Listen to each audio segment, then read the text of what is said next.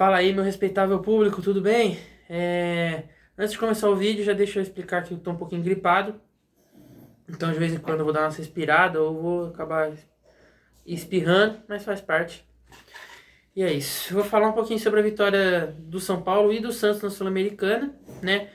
Como os times se apresentaram, o futebol que cada um, né, apresentou ali no jogo e o que esperar um pouquinho na Sul-Americana de cada time, o que essa vitória significa. Eu vou começar falando primeiro do Santos. Ai, desculpa. O Santos foi visitar o Blooming, que assim, eu esperava que seria um jogo mais tranquilo pro Santos, sinceramente. Eu não achei que o Santos ia passear, ó, mas eu achei que ia ser um jogo mais tranquilo. O Santos, o empate ficou persistiu em 0-0 até os 97 minutos. Assim, o Santos não apresentou um futebol bonito. Não apresentou tanta evolução também do que foi mostrado no Paulistão. Não, até apresentou assim alguns quesitos. Por exemplo, na minha opinião, o Santos teve uma organização em campo muito melhor. Muitas vezes no Paulistão, principalmente quando pegavam times um pouco melhores, o Santos se desorganizava muito facilmente com troca de passes simples. O Santos já não, acho que até pelo nível do adversário, não se desorganizou muito facilmente. O Blooming também não fez jogo fácil, né? Cada vez mais não tem bobo no futebol, né? Aquela frase. E o Blooming fez um jogo até que complicado com o Santos, né? Mesmo com a menos, se eu não me engano, aos 57, 60 minutos ali, o goleiro do Blooming foi expulso justamente, né? Na minha opinião, foi uma expulsão correta, por uma saída do gol num lançamento. Se eu não me engano, do Lucas Lima ou do Camacho, não vou lembrar, que ele faz a falta ali e na continuação do lance o Santos acaba não conseguindo fazer o gol, mas o VAR chama, porque o juiz deu só amarelo, e aí ele aplica o vermelho pro goleiro que foi expulso corretamente. E mesmo com a mais, o Santos ainda não foi tão superior na criação. Assim, obviamente, começou a criar mais, começou a se impor mais em campo, mas não conseguiu criar chances claríssimas. E quando criava, não finalizava tão bem. E quando finalizava, assim, finalizou no caso, mas não conseguiu fazer o gol pela qualidade do goleiro e por falta de, assim, aquele último passe, sabe? Quando, assim, às vezes o jogador finalizava ali, sendo que ele podia passar essa bola. O Santos ainda parece que é um time, né? Um time garoto, é um time jovem, é um time muito ansioso para mostrar futebol, mesmo que ainda não tenha. É um time que quer mostrar resultado, é um time que tá eufórico, é um time que quer fazer o gol e isso tá sendo ruim pro Santos. Com o passar do tempo, o Oderham eu acho que vai conseguir melhorar esse trabalho no Santos. Eu acho que até o ponto do Santos não brigar para não cair no Brasileiro, que na minha opinião já seria uma ótima campanha pro Santos. Mas com o futebol apresentado contra o Blooming fica acho que complicado, porque o time, assim, como eu disse, criou, faltou aquele último passe, conseguiu criar, mas não conseguiu ser superior a ponto de abrir o placar contra um time que é inferior, né?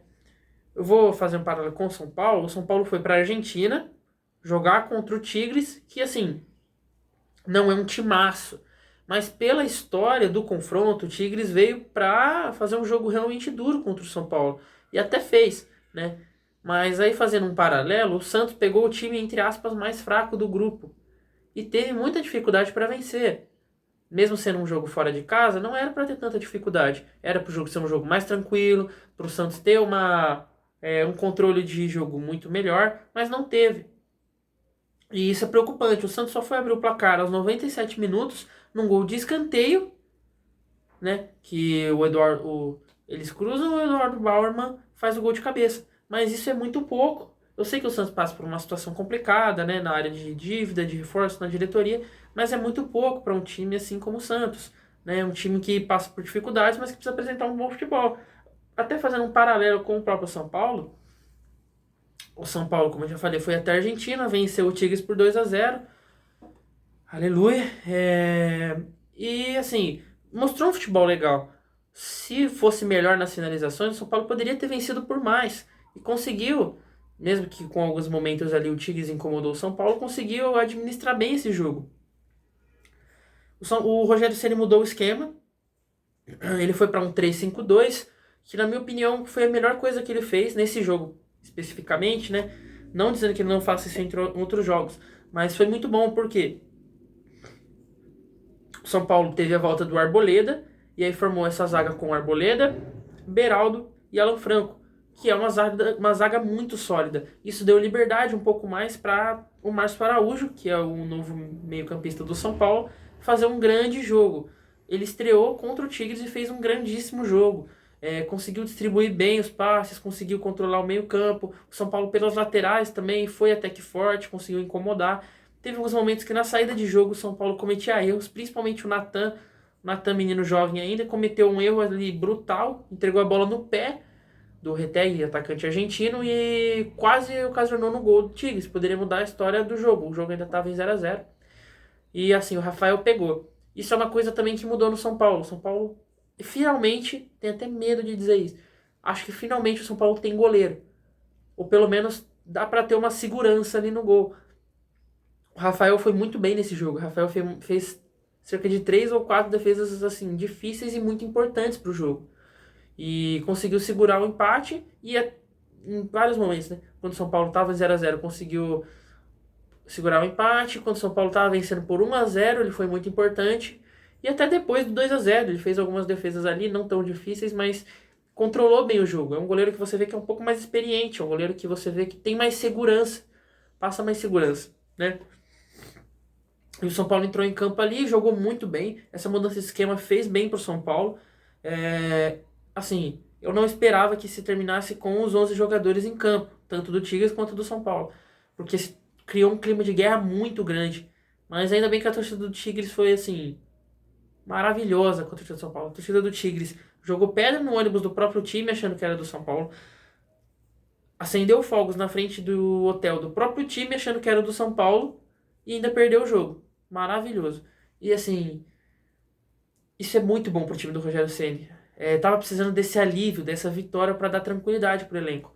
Essa vitória fez muito bem pro Erisson, que fez os 2 gols, que eu acho um ótimo atacante. O Erisson tem potencial para ser um bom atacante, sim.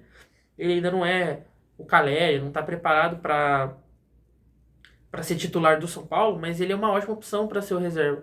Tanto que com o Caleri fora, ele acabou fazendo os 2 gols ali. O Nestor também no segundo tempo, principalmente, no primeiro tempo achei ele meio sumido, mas no segundo tempo jogou muito bem.